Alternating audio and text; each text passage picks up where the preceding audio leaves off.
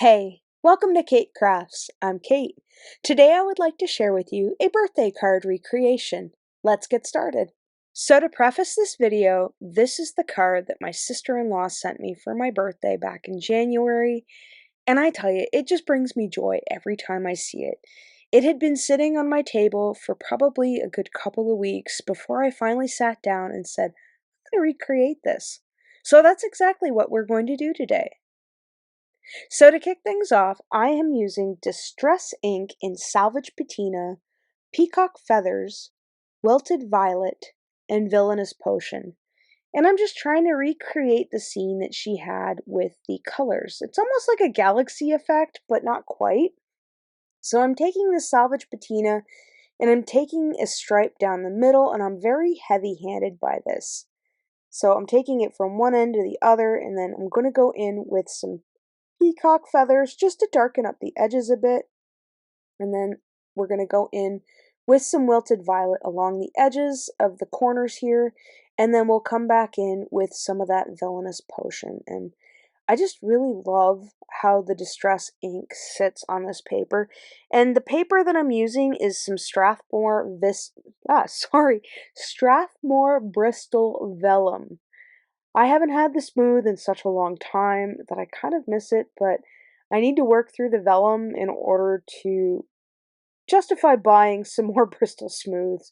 The vellum has a little bit of a texture to it. It's not as smooth as the Bristol smooth, but I find it kind of nice to use when ink blending. I don't really find it enjoyable to color on, so to speak, because it doesn't take the alcohol markers quite as well as the Bristol Smooth does, I find. But for ink blending, it's fine. I mean, so long as you're not putting your fingers all over it. But not to worry, we can go back over that little bit right there that I've got my fingers on and even out those fingerprints, as you can see here. No harm, no foul. So once I'm happy with the application of ink, we are going to put this into my little bin, and we are going to add some pearlescent FineTec watercolor in deep black, and this is the 1280 number. We're going to add a little bit of water to the pot, swish it around with our brush, and we are just going to tap that all over our little ink blending job here. Hey, you have to excuse me, I plop a little bit too much on it, but at this point it was like, yeah, let's do some splatter, because splatter's fun. It's like a controlled mess. You control the mess in a tub.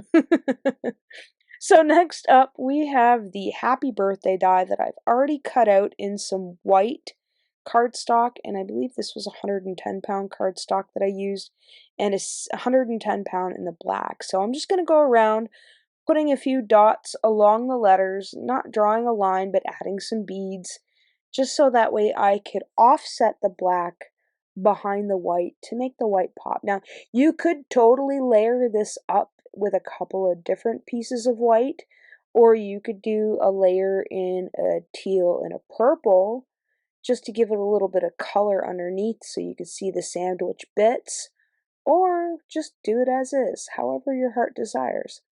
So once I'm happy with the way it is offset to each other, and I've mashed everybody down and gotten the glue off my fingers for the most part, it is time to die cut. So I'm going to be using the Quilted Backdrop Die by Fawn, and we are just going to cut out our handiwork. So off camera, I've gone ahead and cut that out, and then I'm going to take my pokey tool and peel that off. Now you'll have to excuse me while I poke all those guys out. I'm going to show you this foil paper I found at the Dollarama, or the Dollar Tree. I can't remember. It was a dollar store. It had this holographic paper in it.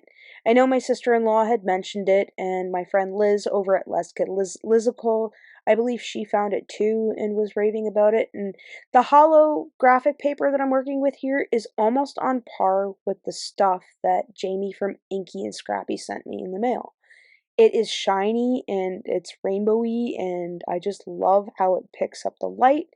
So we are going to apply our panel onto that holographic card, but I'm noticing I'm missing a few of the little pieces that were stuck in there. So off camera, I've gone ahead and poked all the rest out that I missed, added all my little tiny dots of beads, And then we're going to line that up and give that a good mash down, and hopefully it sticks. It's a very slippery holographic paper, and it keeps lifting up, so I'm going to add a brick to it just to make sure that everything's lined down nicely. So next we are going to take our layered die cuts here, and we're going to go around the back with some dots of glue. Now, every time I see the dots of glue on dark cardstock, it reminds me of like those show lights with all the light bulbs in it. Do you know what I'm talking about? Sometimes you have bathroom mirrors with lights like this, but it just reminds me of like the old-timey movie. Yeah, I don't know how to explain it. Let me know in the comments if you understand what I'm talking about or if it's just gibberish.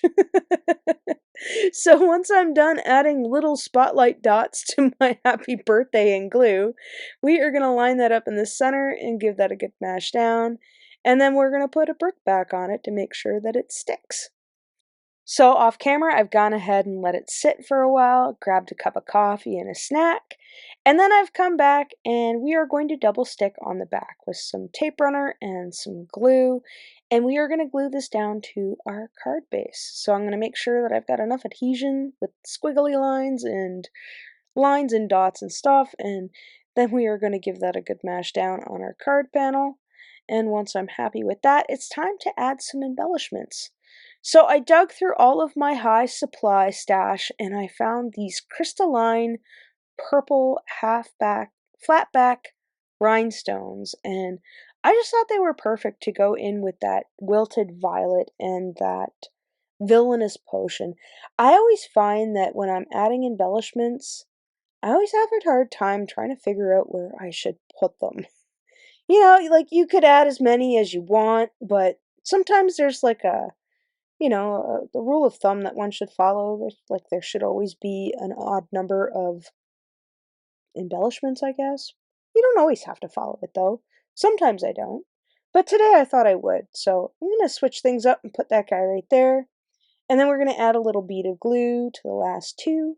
And once that's done, my card is complete. So here you can see my finished project. I just love how that sparkles.